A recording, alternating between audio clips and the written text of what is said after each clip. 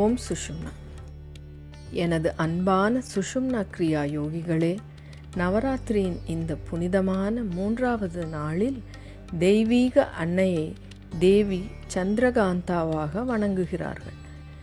தேவி சந்திரகாந்தா அவர்கள் நிரந்தர கவனம் மற்றும் விழிப்புணர்வுக்கான தெய்வம்.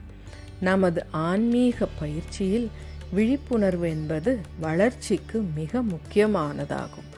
அப்பாதையில் சீராக வளர நமது மனப்பண்புகளின் நிலையான மாற்றங்கள் குறித்து நாம் விழிப்புடன் இருக்க வேண்டும்.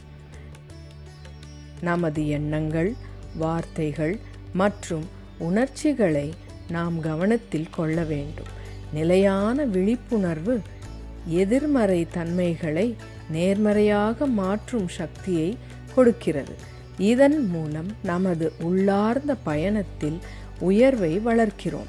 சந்திரன் இருளில் ஒளியை பிரதிபலிப்பது போல விழிப்புணர்வானது மனதில் தெளிவை பிரதிபலிக்கிறது.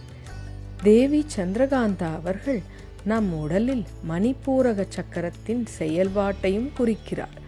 2வது மூளை என்று பெரும்பாலும் அழைக்கப்படும் இந்த மையம் ஆழ்மன பதிவுகள் மற்றும் விதைக்கப்பட்ட நினைவுகளையும் சேமிக்கிறது.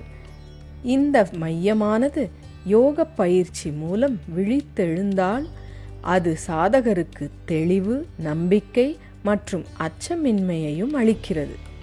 தெய்வீக அன்னையின் ஆசிகளுடன் விழிப்புணர்வின் கதிரியக்க ஒளியை உள்ளுக்குள் அனுபவிக்கவும் பக்தி, திறந்த மனப்பான்மை மற்றும் சரணடைதலுடன் அமர்ந்து தெய்வீக அன்னையின் திவ்ய சக்தியானதை உங்களுக்குள் பாய அனுமதித்து வலிமை, தெளிவு மற்றும் ஆழ்மன அமைதியை கொண்டு வரவும் அனுமதியுங்கள்.